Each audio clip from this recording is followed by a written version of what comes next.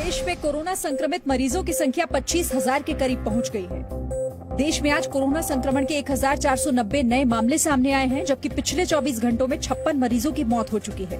देश में अब कोरोना संक्रमित मरीजों की कुल संख्या 24,942 हो गई है, जबकि संक्रमण से अब तक 779 मरीजों की मौत हो चुकी है।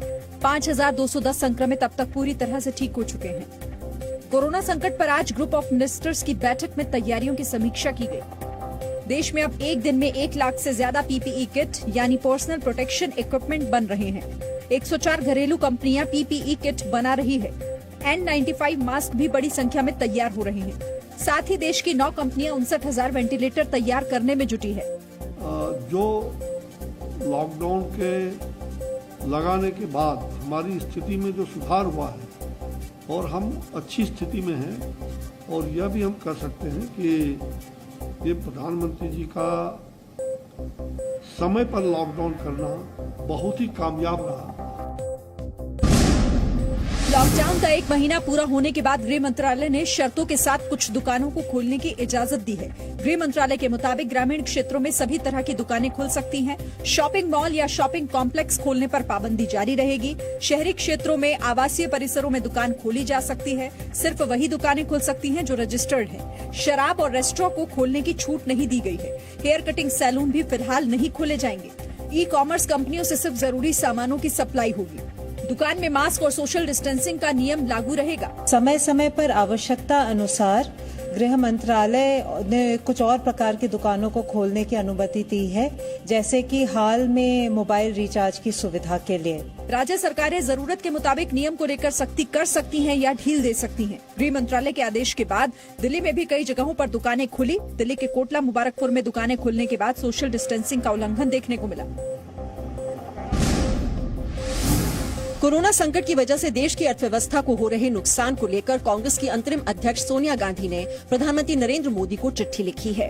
सोनिया गांधी ने देश के MSME यानी सूक्ष्म, छोटे और मध्यम उद्यम क्षेत्र के लिए आर्थिक पैकेज की मांग की है। सोनिया गांधी ने सुझाव दिया है कि MSME सेक्टर के लिए 1 लाख करोड़ के पैकेज का ऐलान किया जाए। MSME सेक्टर के लिए टैक्स छूट देने पर विचार किया जाए। MSME सेक्टर के लिए एक 24 घंटे की हेल्पलाइन शुरू हो। अभी हाल ही में आपने पढ़ा होगा, जो रिमिटेंसेज आती हैं हमारी बाहर से, जो लगभग $80 बिलियन सालाना आती हैं, उससे ज्यादा भी सालाना आती हैं, उसमें 23% की कटौती आई है। सूचना और प्रसारण मंत्री प्रकाश जावड़ेकर ने कांग्रेस पर राजनीति करने का आरोप लगाया है। उन्होंने कहा कि आर्थिक संकट को लेकर सरकार ने कई योजनाएं तैयार की हैं। देश जब गंभीर संकट से जूझ रहा है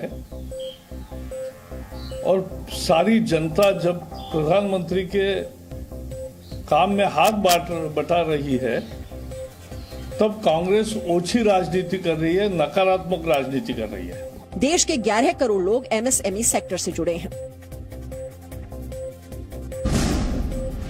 महाराष्ट्र में कोरोना संक्रमण का सबसे ज्यादा असर दिख रहा है। महाराष्ट्र में कोरोना पॉजिटिव मरीजों की संख्या 6,817 तक पहुंच गई। वहीं 301 लोगों की कोरोना से मौत हो चुकी है। महाराष्ट्र में 96 पुलिसकर्मी भी कोरोना पॉजिटिव पाए गए हैं। इनमें 15 अफसर भी शामिल हैं। देश की राजधानी दिल्ली में कंटेनमेंट जोन की संख्या बढ़कर 95 हो गई है। ये वो इलाके हैं जिन्हें सील कर दिया गया है। दिल्ली में 2,514 लोग कोरोना संक्रमित हैं। वहीं 53 मरीजों की मौत अब तक हो चुकी है। गुजरात में तेजी से बढ़ते मामलों के बीच लॉकडाउन तोड़ने की घटनाएं भी देखने को मिल रही हैं। अहमदाबाद के सब्जी बाजार में सोशल डिस्टेंसिंग का पालन नहीं हो रहा है। गुजरात में कोरोना संक्रमितों की संख्या 2,815 है, जबकि 127 लोगों की कोरोना से मौत हो गई है। देश के 10 राज्य ऐसे हैं जहां कोरोना संक्रमितों की संख्या 500 से ज्यादा है। राजस्थान में 2,034 लोग कोरोना संक्रमित हैं। वहीं अब तक 27 लोगों की कोरोना से जान जा चुकी है। मध्य प्रदेश में 1,952 लोग कोरोना पॉजिटिव हैं। राज्य में 92 लोगों की मौत हो चुकी है। तमिलनाडु में संक्रमण के कुल केस 1,755 हैं और 22 लोगों की मौत हुई है। दिल्ली सरकार ने भी लॉकडाउन के दौरान केंद्रीय गृह मंत्रालय की नई गाइडलाइंस को लागू करने का फैसला किया है, जिनके मुताबिक अब दिल्ली में भी गैर जरूरी सामानों की बिक्री शुरू की जाएगी। हालांकि सरकार ने साफ किया है कि कंटेनमेंट जोन में ये नियम लागू नहीं होगा। दिल्ली में फिलहाल 92 कंटेनमेंट जोन हैं। देखिए, केंद्र सरकार ने कल रात को आदेश दिया है, अभी उसके बारे में पता करते हैं क्या है।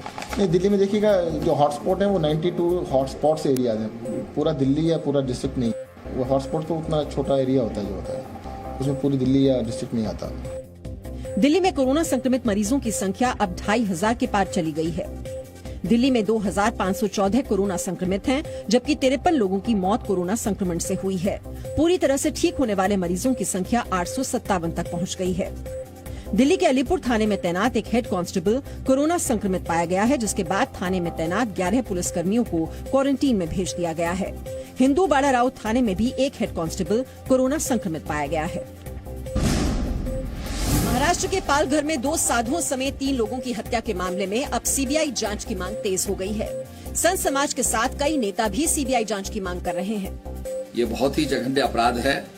मैं केंद्र सरकार से सीबीआई की जांच की मांग करता हूं और दोषियों को तत्काल दंडित किया जाए।